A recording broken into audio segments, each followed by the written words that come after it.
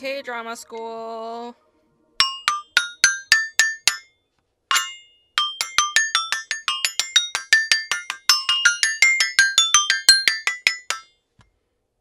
That actually sounded like a song. I'm proud of that. You guys, it's nice to be here. Thank you all for coming. Thank you all for listening. Thank you all for supporting me. Man, I have to upload a Patreon post. I forgot to do that. I do have a really good one though. I'm going to cover it.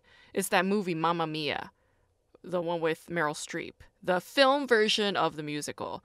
And I really need to talk about that movie because it's crazy. All right. So if you're a Patreon supporter, listen in for that. And if you're not a Patreon supporter, why are you not a Patreon supporter? Don't you want to be my patron? I need patrons. Trust me, I need patrons. I am like on the brink of breaking down. Okay. I really need patrons. Yeah, just fucking do it, please. And you guys, if you have not checked out my website recently, do so, please. I have been updating a lot on that website. I've been posting upcoming shows on the website. I updated both the K-drama school website and the Grace Jung comedy website. I put in a lot of work and effort on both of those. So check them out. Just browse through. Just peruse through it. See what's new with me outside of this podcast world where I overshare my private and personal life. And if you have not purchased my book, K-drama School, a pop culture inquiry into why we love Korean television, the poster is right here on the side of me, taped with paint tape, because things are going swell in my life. Anyway, if you have not purchased this book, you can purchase it now. My editor and the director of publicity reached out to me and said that the books are in.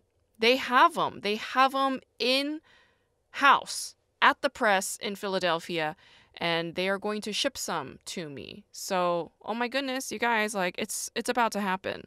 Literally in like less than 30 days, the book is going to be available on your bookshelves. It's going to be available on your doorstep if you order it on Amazon. It's going to be available as an audiobook. It's going to be available as an ebook. It's going to be available as a hardcover copy. And you can purchase it, and you can tell your local bookstore to invite Grace Jung over so that she can give a book talk or a lecture or a stand-up comedy show. You can literally go to a comedy club and bring the book with you and be like, invite this lady. She's weird and funny and crazy, and I want to hear what she has to say, and I love her book, and why don't you buy her book? And please book her at this comedy club. You can do that. I'm not being, glib right now. I'm not, this isn't me fucking around. I mean, you guys have the power to do this because you guys are powerful beings. You guys are powerful creators, you see? So I believe in you just as much as I believe in myself. And thank you if you support me on Patreon. Thank you if you come and listen to my podcast. Thank you for being you. How's that? Huh? How's that for something sweet? If you haven't heard anything sweet lately. Thank you for being your wonderful, perfect selves. You're all blessed and beautiful beings, and I love you. I am... where am I right now? I'm doing all right. I did a show for the first time in a very long time. Like, I think the last time I did an actual stand-up show was like 6 months ago, almost, something like that. It was a long time ago, and that show was just whatever. And I recently booked this downtown LA show, and it was a lot of fun. I had a blast. It was genuinely a good time. And I have another show coming up this Saturday on the 30th, March 30th, at the Elysian Theater, which is in Los Angeles. It's near Highland Park. And if you're in LA, please come through. It's called the Pot Hot Show, and it's going to be a variety show with me and a bunch of Asian American clowns.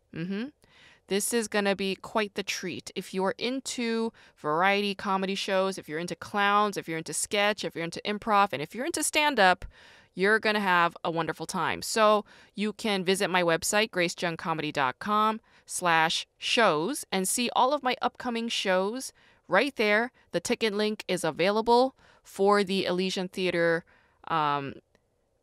show, and you can join us on Saturday, March 30th.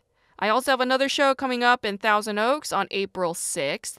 That is the week after my Elysian Theater show, so come through to that too. If you're in Thousand Oaks, hey, why don't you come through and see me do some stand-up? I'm going to be doing a longer set that day, and it's going to be a good time. So, yeah. Oh my God. I'm so excited for you guys. I didn't realize it, but I'm recording this on Sunday. Apparently it's Easter Sunday. I didn't know this. My calendar didn't say it. I have my H-Mark calendar. Maybe it did say it. Maybe I didn't read it. In any case, maybe this has something to do with Easter. I dreamt of a creature.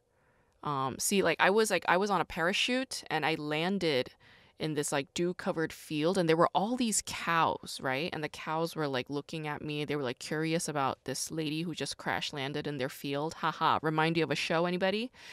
And there was this creature that walked up to me, and it looked like a boar, like a wild boar, but it also was covered in sheepskin, and it had long legs like a cow, and it had this like little hair clip like right above its eye. And when I got close to it, turns out it wasn't a hair clip. They were two snails. Isn't that weird? So I pet the little boar. I was like, hello, scratched its face. And it's interesting that I dreamt this on the day of Easter Sunday because, you know, what's the Easter egg behind that dream, huh? I want to know. I'm curious. I was also like looking for a type of bread and I couldn't find it anywhere. I was inside the supermarket. There were all these different types of bread, literally like dozens and dozens. There were bagels. There were like crullers. There were all different kinds of bread. And I couldn't find this one type of bread that I wanted. And I woke up wondering like, what is that about? And it was like, Grace, maybe whatever you have is enough. Maybe whatever it is that's given to you right now is something you must accept. Just accept it. Everything's perfect and fine the way it is. Stop being so picky. Stop thinking that something else is what you want and what you need. Maybe right now, everything that is as is in this present moment is exactly what you want and need. Maybe this is all there is. Maybe this is it. And I was like, wow, that's a really wise ass message. There was one interesting bagel in there. It was honeydew flavor. Isn't that crazy? I love the dreams I have because they're gnarly. They're gnarly and wild and weird. Oh, and speaking of Easter, yesterday I had two Easter-like creatures visit me. So I was like feeling all, bummed out and blue. I was like crying hysterically, wondering why the hell I live my life the way that I do, feeling sorry for myself. Again, like this is still continuing, right? Like it's like I got to get over this shit, but it still brings tears to my eyes. What am I going to do? I have to cry. If it brings tears to my eyes, I have to honor that and I have to cry it out. What the fuck? So I was like hysterically crying and, I was just like praying for comfort. And when I was during my lunch break at work, I was eating a salad and this squirrel hopped over with a big nut in its mouth and it was looking at me for a little bit. And I said, hello. And then the squirrel hopped away. And then later when I got home, there was a little gray ball right at the entrance of my door. It was like a gray ball. And I was like, what the hell is that? Who put a ball next to my door? And then the ball started moving and I freaked out. I was like, what the fuck? And it wasn't a ball. It was a morning, what do you call it? Morning dove? It was a morning dove. It was like all like huddled up into the corner there because it was cold, I guess. And it looked just like a ball. So I think these creatures were there to perhaps, say to me, there, Grace. There. It's all right. It's all right. You're all right. Everything's fine. Everything is swell. Everything is as exactly as it should be. And so I'm trying to accept that message. Yeah, and perhaps all the cows and this boar-like creature were also there to remind me of the same thing. And the snails, I mean, this is where I'm at. You see? I'm scraping the bottom of my barrel. Do you see now? Do you see now why I need your Patreon support, people? Jesus fucking Christ. And that's not to say that I don't believe in this stuff. I fully do. My heart says that this is my truth, and I'm fully into it. This is all I'm into. This is really the kind of shit I'm into. Grace, do you want children? No. Why the fuck would I want to do that? Do you want a husband? No. Do you want some office job? I'm on the brink of breaking my own promise right now, and I'm about to lean into that. That's how bad things are looking. But at the same time, no. Like, I've done that shit, and it was hell. It was utter hell. You know, the other thing I was thinking about is, like, you know, these shows like Crazy Ex-Girlfriend? Crazy Ex-Girlfriend is about this lady who used to make $500,000 a year as an attorney. And then she quit that job to move to West Covina. And it's like, she worked that office job because she hated it, but she made $500,000 a year. Do you know what I made when I was working at that office? I made $28,000 my first year. Back in 2012. I mean, do the math on that. In New York City. You think that's a livable wage? Yeah. I was suffering a lot. Okay? And you know what? My salary, it didn't go up that much in the next 3.5 years or whatever. However, I was there for almost 4 years. It didn't go up that much. And then when I went to look for another job, I went to a temp agency and they were like, how much did you make at that job? And I told them the final salary and they were like, this is how much you made? The guy asked me twice. It was this white dude. He couldn't believe that was what I was making. But it's like, yeah, I'm some Asian American lady. I don't know what the rules are. My parents don't fucking know.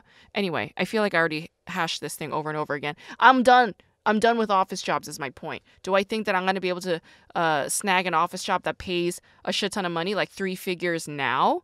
I mean, not 3 figures. What the fuck? Like 6 figures now? I really don't think so. I don't think so.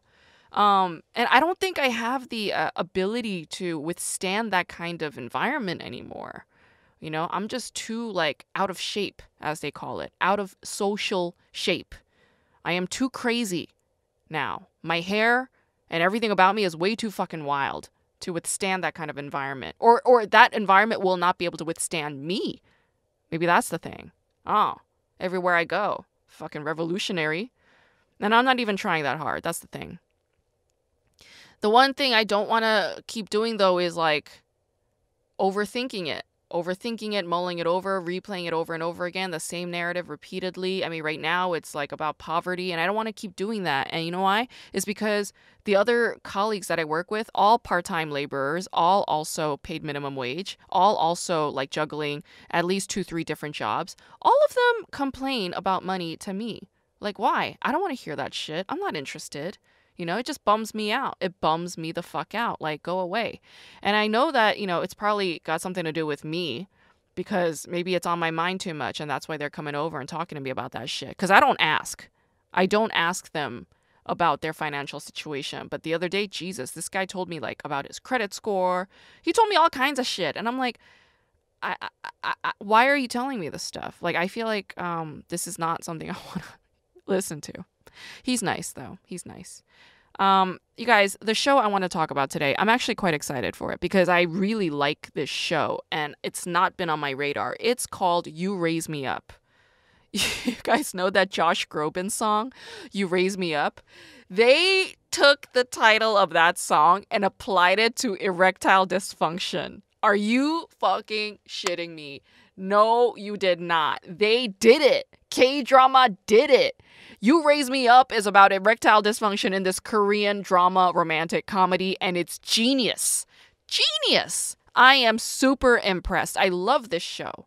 I love it because it's so unique on so many levels, all right? It's got all these components of a rom-com. It's familiar. We're doing the same thing, but the premise is so unique, all right? So you got this guy in his 30s. His name is Yong-sik, and he's played by the wonderful shi-yoon.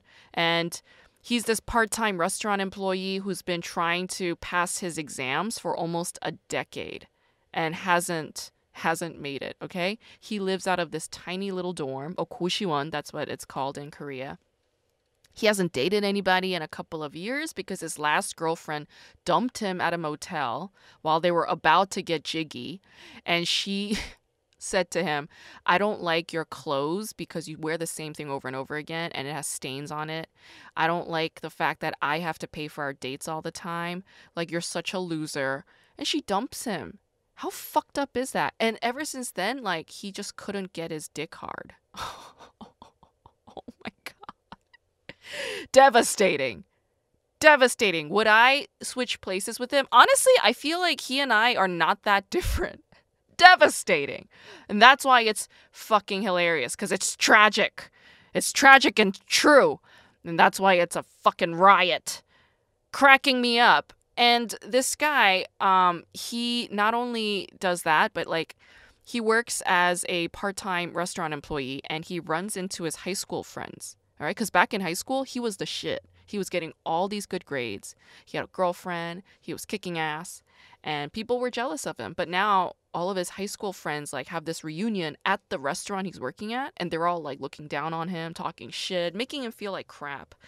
And to make things worse, all right, to make things worse, he goes to a urologist for his erectile dysfunction. And his urologist is a woman named Ruda, who turns out to be his high school girlfriend. Dude, are you hearing the premise of this show? It's got all the parts of a sensational, kick-ass Korean drama. And it's not been on my radar. That's the fucked up part, you know? Anyway, to make things even worse, if you can, Yongshik's psychiatrist, who's also there for his erectile dysfunction, is the current boyfriend of Ruda, and he's such an asshole. And Ruda and the psychiatrist boyfriend make a deal. They make a bet. And they're like, whoever fixes his erectile dysfunction first is the winner. Oh. And here's what's more perfect about this show, okay? It's 8 episodes. 8 episodes. And they're not like an hour and a half long. They're like 40 minutes, 50 minutes, something very reasonable and beautiful like that. 8 episodes. Great premise. The actors are brilliant. Very good actors. Very funny. Yoon shi-yoon, he had an excellent career. Back in 2010, he did that show, Bread King Kim Tak-gu, aka Bread, Love, and Dreams. I mean, it's a stupid like English title, but like it's, you know, it's about this bakery. It's about a baker guy who becomes like the best baker ever, and he like wins all this accolades. Anyway, Yoon shi-yoon won an award for that, for best actor, and ever since then, it's weird. Like none of his K-dramas have been a hit. Isn't that weird? Yeah, that's why you and I haven't seen him in a lot of Korean dramas. I feel like this is the first show where I'm covering a show with Yoon shi-yoon in it. And I've covered over 100 shows on this podcast. Yoon shi-yoon should have had a stellar career, but here's the thing that's working against him is like he's okay looking, but he doesn't have all the parts of like a hot, sexy male lead. You know, he has this like boyish voice that's scratchy and high pitched. He looks very boyish.